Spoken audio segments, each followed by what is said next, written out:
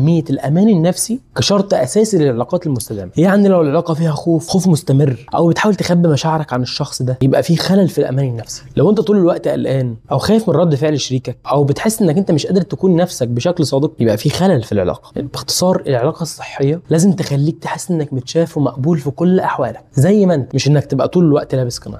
رقم 2، التواصل الفعال مش التواصل المستمر.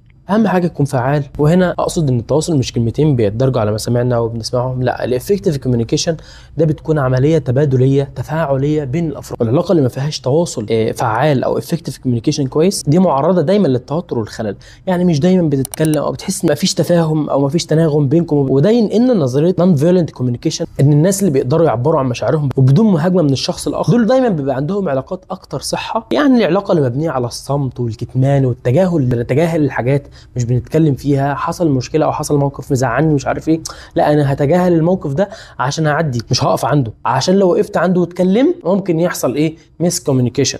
لكن لو في تواصل فعال هتلاقي انك انت بتحل المشكله، تختار انك انت تجيبها وتواجه كل مره المشكله وبنحلها. احنا عايزين نتكلم في كذا. التواصل هنا معناه انك تقدر تتكلم عن الحاجه اللي مضايقاك او عن الحاجه اللي بتفرحك من غير ما تتحاكم وتحس انك انت بيتقلل منك. وده بيخلي النزاعات والمشاكل تتحل بدل ما انها تتراكم، تتفاجئ بعد كده انها تحولت لقنابل ممكن تنفجر في اي وقت. تقول لي ايه ده؟ ايه اللي حصل مره واحده كده؟ لا، مش مره واحده، ده تراكمات